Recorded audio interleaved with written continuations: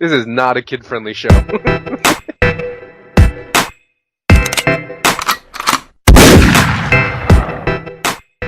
Yo, what is really good, my dudes? Today is August 7th, 2017. We got another RuneScape update for y'all. So today we see the release of Crystal Skillchompas. These are the highest tiered Skillchompas in the game, requiring 97 Hunter to catch them and 61 Divination, Fishing, Mining, or Woodcutting to use them. Now you can find these Skillchompas just north of the Tyrus camp in the Elven lands. Not only that, they've made an overhaul to Skillchompas themselves as a whole, not just the crystal ones, but all tiers. And those changes are, there's now a chance to catch multiple Skillchompas at any agility level, granting you XP for each Skillchompa caught. Upon attaining certain agility thresholds, the chance to catch multiple Skillchompas reaches 100%. Skillchompas now work from the inventory as well as while wielded. Box traps can now be placed during combat. You will now receive Invention Tool XP on failing a skilling action when using Skillchompas. So yeah, hopefully these changes have been made to make Skillchompas a much more viable option, and hopefully we start seeing people making use of those going forward.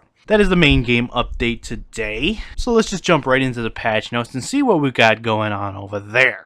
Legacy styled icons have been added to certain interfaces in Legacy interface mode, such as the wardrobe. Inventory bottles have been repositioned for low tier dungeoneering coifs to better fit the inventory slots. The jellyfish guarding the seaweed patch on the sunken tutorial island has been moved to the northwest corner of the seaweed so it no longer interferes with pathing between the seaweed and the oyster.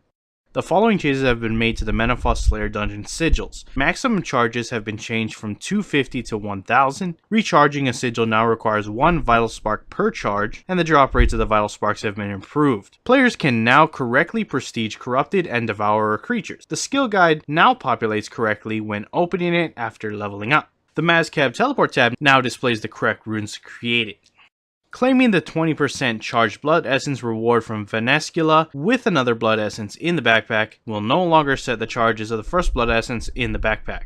Additional information has been added to the Voice of Saren tools tips for some of the clans in Prifddinas. Lucky Chaotic and Lucky Barrows equipment can now be claimed from Diango when keepsaked. The combat variant of the Spirit Pack Pig now correctly functions as a beast of burden.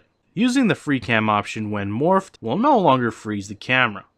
A rare issue, where mysterious box rewards were dropped on the floor, has been fixed. The destination of the water altered teleport tab has been adjusted to account for the recent move. Interacting with the Mazcab ability codex will now always display a choice menu when only one ability is available. The scroll of quick teleportation now appears in the dungeoneering skill guide. The currency pouch favorite slots now work correctly again. The complete Sunnist title now displays one consistent color in all situations. Ice cream and sunblock are once again tradable. And here are some quick hotfixes that went live already throughout last week, so you could pause them if you want to check them out yourself. But like I said, they've already been in the game prior to this update. Moving on, the Excalibur special attack will now display healing hit splat symbols for the duration of its activation. Players will no longer be relocated to Birth Orb following 30 days of inactivity. It's now possible to buy unstable essence in batches of 100. Teleporting to the max healed will now use the sky jump teleport animation if it's activated. World 77 is now the only members dungeoneering world. Players can now start large dungeons in Demonheim parties of 2. The Dungeoneering and Sinkhole maps will now stay open while playing and will dynamically update as players move between rooms. Skilling plot icons for fishing, farming, plant and plot, mining, woodcutting, prayer altars, and summoning obelisks will now appear on the mini-map while dungeoneering.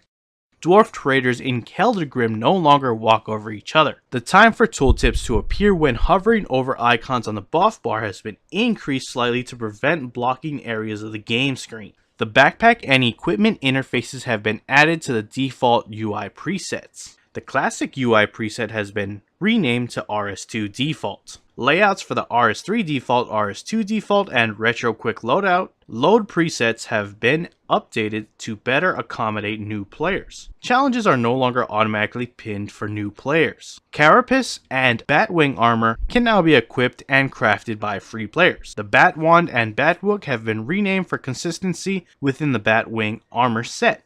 Alchemy values for low-level wands and orbs/books have been rebalanced. Some bats that were only visible on members' worlds are now visible on free worlds. Lumbridge Catacomb warp bats now drop bat wing. Cockroaches will now drop carapace in the cavern beneath the stronghold of player safety. The following items can now be stored within a Beast of Burden: the Fiery Shark, Vampire Fangs, Icene Feather, Demon Horn, Aviancy, Talons, Raw or Burnt Silago, raw or burnt wabagongs, raw or burnt tarpon, raw or burnt seerfish, fish oil, magic notepaper, and muspa spines. And finally, the Dungeoneering Quick Home Teleport reward is now available for free players. And that is it for your patch notes. Links to the main game update and patch notes will be down in the description below, so you can check them out for yourself if you choose to do so. If you enjoyed the video, hit that like button. If you are not subscribed yet and you want to stay up to date on all things RuneScape related, then you are already in the right place, so hit that subscribe button. Anyways, I appreciate you watching. I am out. Peace.